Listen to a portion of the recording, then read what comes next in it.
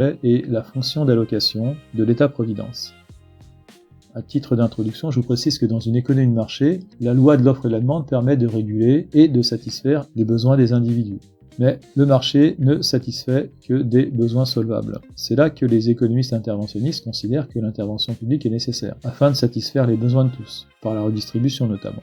Mais pour eux, l'État doit aussi intervenir afin de faire respecter des règles qui vont au-delà du droit naturel, avec l'établissement d'une législation relative à la concurrence, également à la consommation. Donc de nouvelles règles sont mises en place qui relèvent du droit de la concurrence et du droit de la consommation. Enfin, pour les interventionnistes, il existe des défaillances du marché, et il est question de les résoudre. La correction des défaillances du marché correspond à la fonction d'allocation de l'État-providence, selon Richard Musgrave. C'est le sujet de la leçon d'aujourd'hui. Pour les interventionnistes, donc, il existe deux types de défaillances du marché, liées aux externalités et aux biens collectifs. Nous allons d'abord définir ce que sont les externalités. Les effets d'un contrat sont censés se limiter aux deux parties contractantes. Cependant, dans la réalité, une transaction peut avoir des effets sur d'autres personnes, sans que ces effets ne soient prévus par le contrat. À partir de ce moment-là, on parle d'externalités. Ces externalités peuvent être négatives, et on parlera d'externalités négatives. Je vous donne un exemple. Un fumeur passe un contrat avec son buraliste, il achète un paquet de cigarettes. Ensuite, il va fumer ses cigarettes et polluer son entourage. Donc créer un dommage qui n'est pas prévu par le contrat. Qui devra payer pour ces dommages?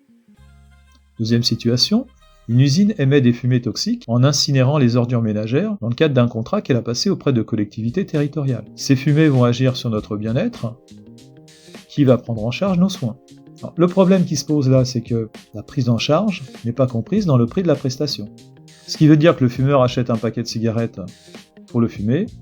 Dans ce prix, il y a le prix du paquet de cigarettes, mais il n'y a pas le prix du dédommagement des personnes victimes de la fumée. Une usine émet des fumées toxiques dans le cadre d'un contrat. Ce contrat prévoit une tarification, mais cette tarification n'inclut pas la prise en charge des soins des personnes intoxiquées.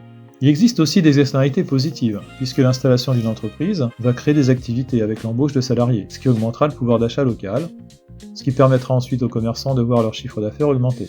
L'entreprise ne sera pas récompensée pour son effet positif sur son environnement économique. Et c'est pour ça que pour les interventionnistes, le marché est imparfait, car justement, ces externalités, qu'elles soient négatives ou positives, ne sont pas compensées, ce qui conduirait à produire trop d'externalités négatives et pas assez d'externalités positives. Il faut donc internaliser les externalités. Ça veut dire que l'État devra intervenir pour que les agents tiennent compte des inconvénients ou des avantages occasionnés par leur activité, notamment dans la tarification. Il est là dans sa fonction d'allocation. Le moyen utilisé par l'État face aux externalités négatives est donc d'augmenter le coût de la consommation ou de la production de ceux qui créent des externalités négatives, afin justement qu'ils payent le coût du dommage généré. C'est ce qu'on appelle le principe pollueur-payeur. Et l'intervention de l'État peut aussi passer par la réglementation de certains biens et services, des biens et services par exemple à externalité négative pour limiter leur production. C'est le cas par exemple de l'alcool, des carburants, de l'automobile, des cigarettes. Mais l'intervention de l'État passe aussi par la réglementation de certains biens et services, ce qui va au-delà de la simple taxation. On dit que ces biens et services sous tutelle publique sont des biens tutélaires. C'est le cas par exemple pour l'alcool, les carburants, l'automobile, les cigarettes, qui ne sont pas seulement taxés, mais dont l'usage peut être réglementé.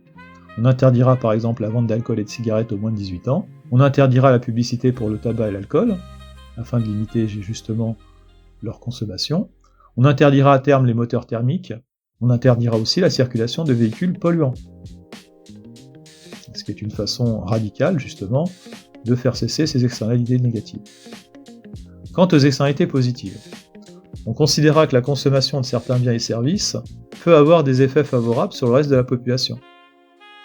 Exemple, l'école, qui est un service à externalité positive puisque l'école est censée augmenter la qualification de la main-d'œuvre, ce qui favorise la productivité et donc enrichit la société.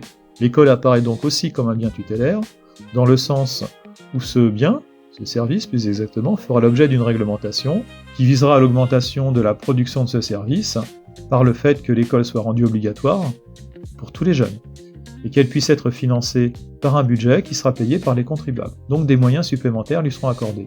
On n'est pas dans le cadre de la taxation là, on taxe les externalités et biens externalités négatives, On est dans le cadre de la subvention, on subventionne les biens ou services à externalité positive.